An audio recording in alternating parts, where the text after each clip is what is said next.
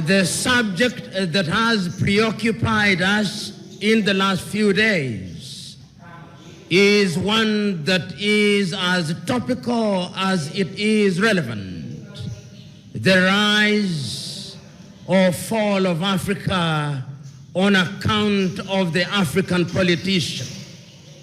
And in order to do justice to that subject and to remain faithful to my chosen subject, which is a call for hygiene in African politics, there is a sense in which one must take a historical journey, if only to appreciate the factors that animated Africans to seek to regain their independence from the colonial masters.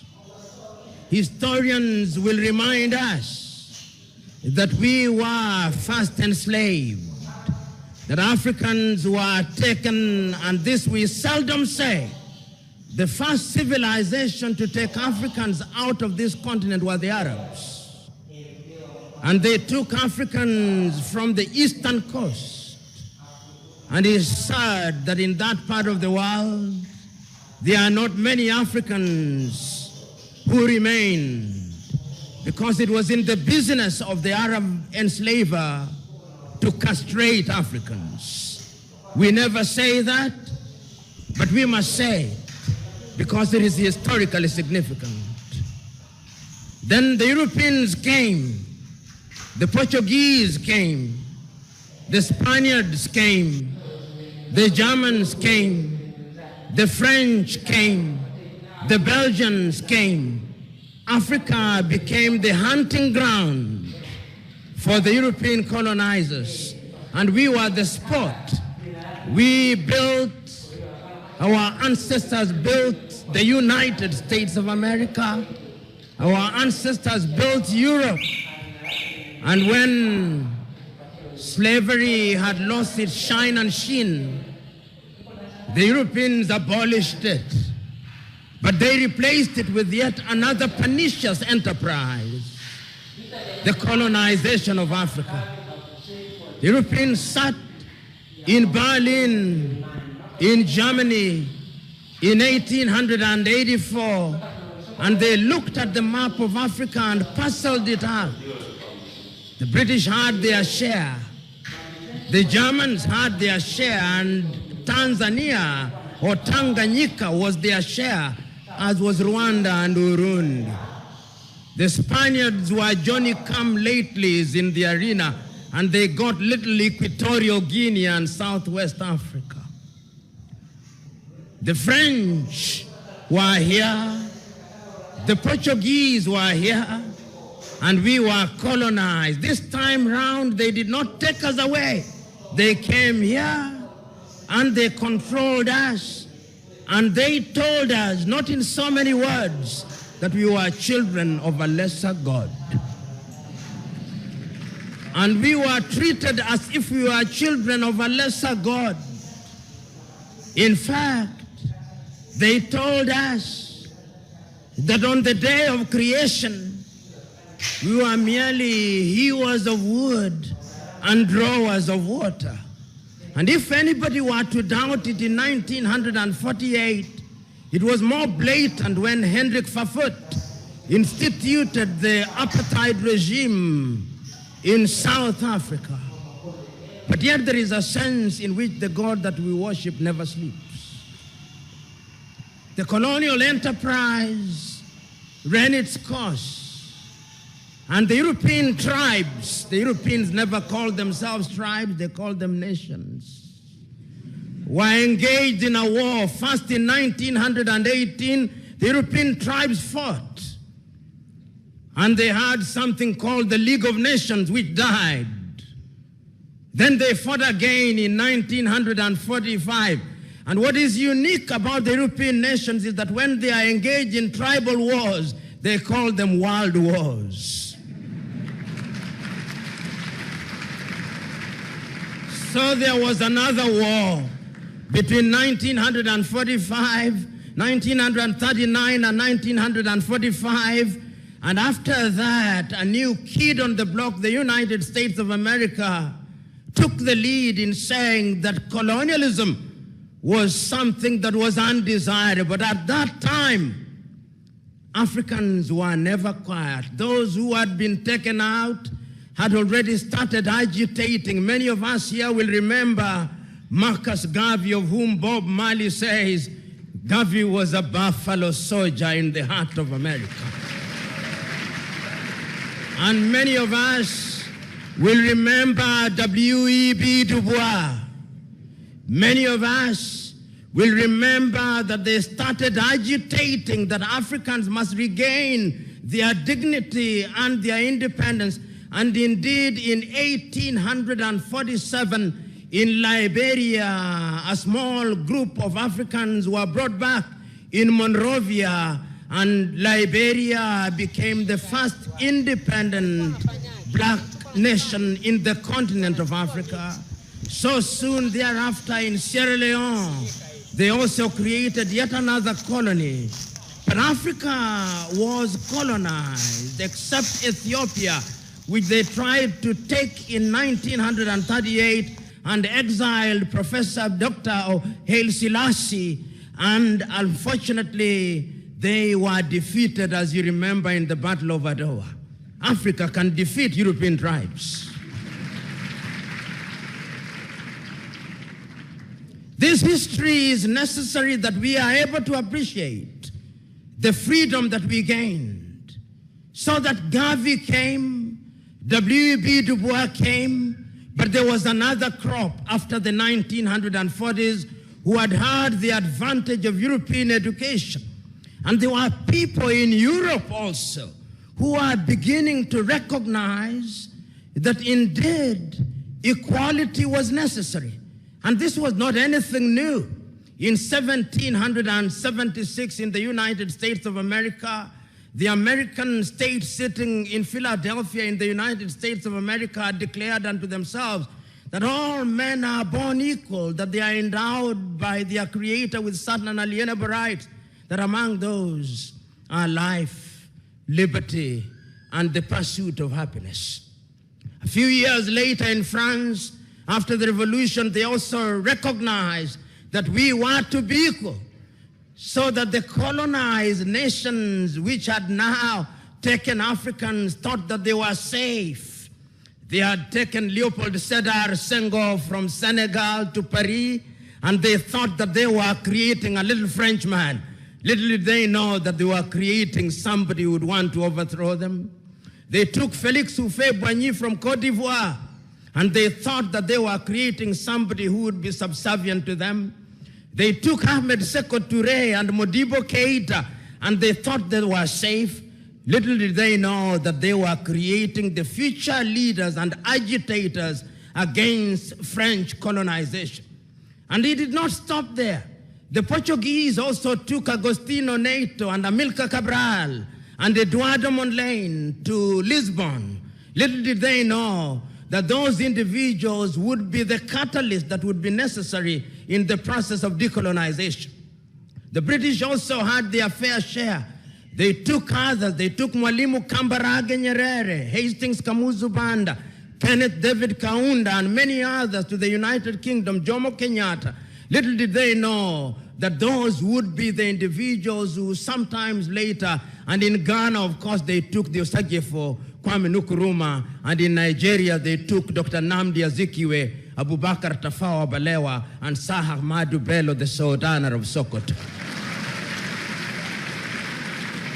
There is a sense, therefore, in which these individuals started recognizing that having been enslaved, having been colonized, we now had to liberate ourselves. And the agitation started. And Kwame Nkrumah and his Ghana acquired independence in 1957. And I still can hear Kwame Nkrumah through the vicissitudes of time saying in Accra, Ghana, that Ghana is free and will never be colonized again. But the freedom of Ghana means nothing if the rest of Africa is not free. I can hear Mwalimu Julius Kambarage Nyerere saying that is prepared to delay the independence of Tanganyika so that Tanganyika, Kenya, Uganda would become independent at one time, Mwalimu could see the future with the exactitude of a Jewish prophet. Jomo Kenyatta and Obote could not. And therefore, we gained independence as separate states, and the story will be told shortly.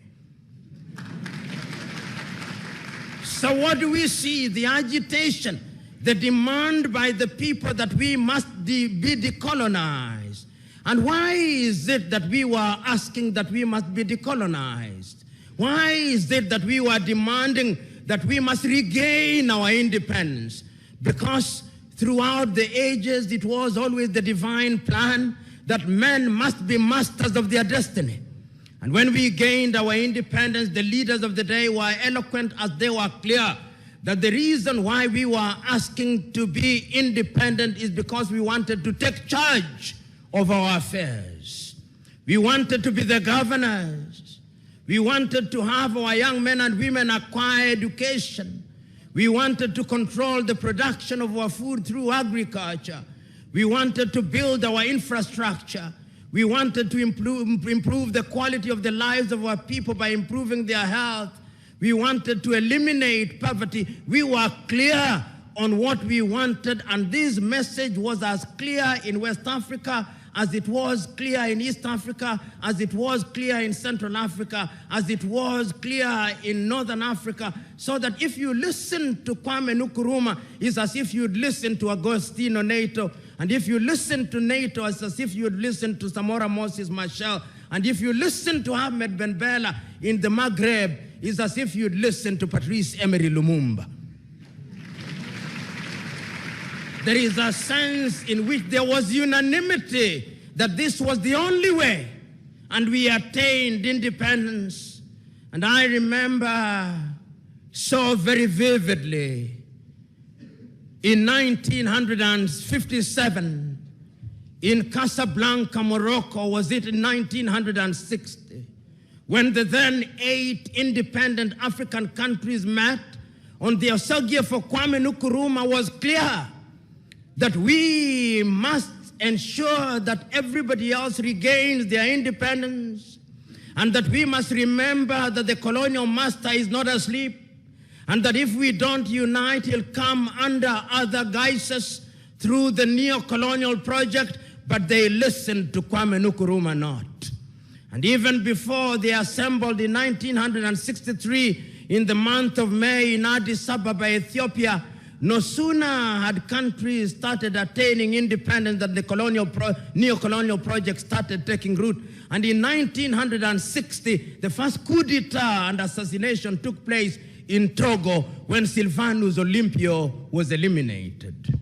1 year later, Patrice Emery Lumumba was eliminated. So that in 1963, in the month of May, when 32 heads of states and government assembled in Addis Ababa, Ethiopia, there were several speeches, but 3 speeches stand out. Kwame Nkrumah's speech, Mwalimu Kambarage Nyerere's speech, and Emperor Haile Selassie's speech. Haile Selassie was the host. And in his own inimitable style, he reminded the congregation who are present in Africa Hall in Addis Ababa, Ethiopia, that that was a momentous occasion, and that the long-term health of Africa not only required but demanded that Africa must pull in the same direction, Haile Selassie said. And Mwalimu took the baton from Haile Selassie and repeated the same words, celebrating the fact that we were independent and we had the opportunity of determining in our affairs. But the greatest of the speeches was that of the Osagie for Kwame Nkrumah. Kwame Nkrumah had a sense of urgency which everybody else did not have. He said, not in so many words, but in effect, that if we want to immunize ourselves from the diabolical machinations of the erstwhile colonial master, now turned neo-colonizer. We have to move here as one Africa, with the United States of Africa, with one army, with one currency, with one central bank, and with one nation. But they listened to him not. They had started getting used to the trappings of power. So what they came out with on that day in the month of May 1963 was a weak organization of African unity, the OAU, which many commentators were quick to describe in many ways and many times as the toothless bulldog. It was never a dog. It did not have teeth, but the effect of it is that it did not do very much. Some say it was a talking shop. Mzee Warioba, who was then active in political life and in other sectors, will attest to that. Yet later, we were to create another body, the African Union, and we'll have something to say about that. So we come out of Addis Ababa, Ethiopia in 1963, clear as to what we want to do. The African politician begins to emerge. We have them in different parts, but they begin to show characters that are totally inimical to our expectations. You of the Swahili say, maskini akipata matako huliambwata. Maskini walipata matako zililiambwata. They started getting used to the trappings of power.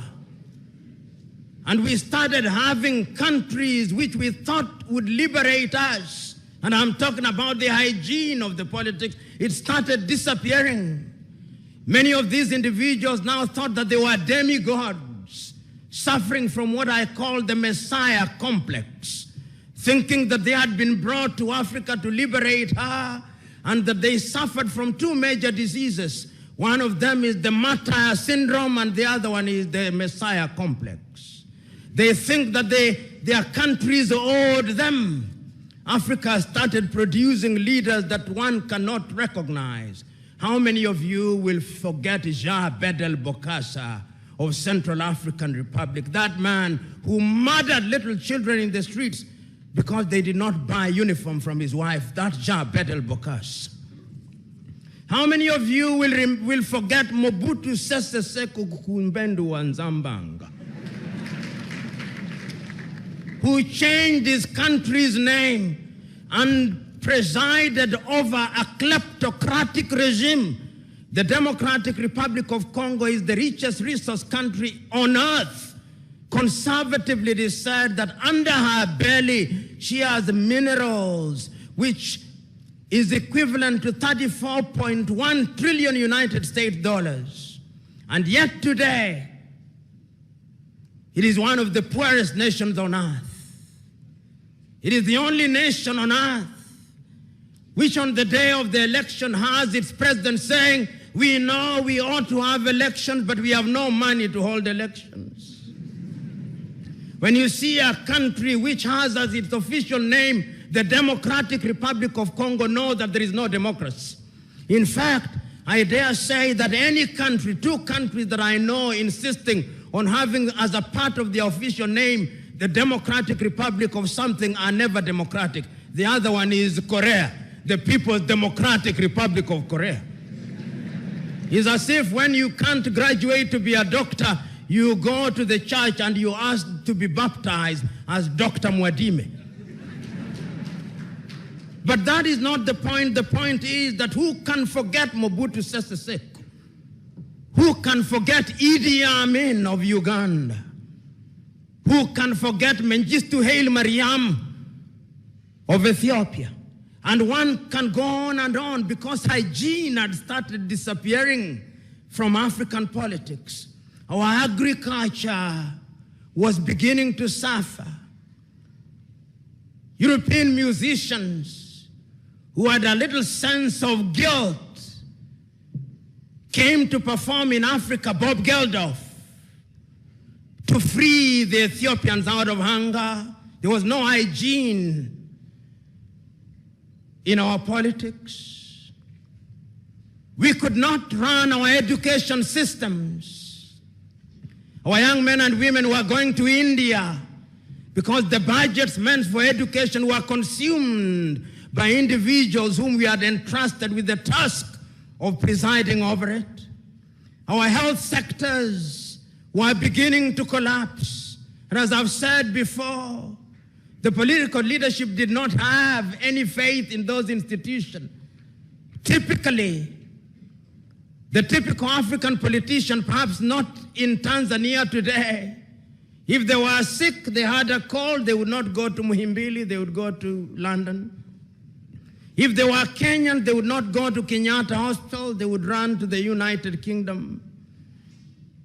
Tragedy, no hygiene in our politics because Africans had started engaging in theft.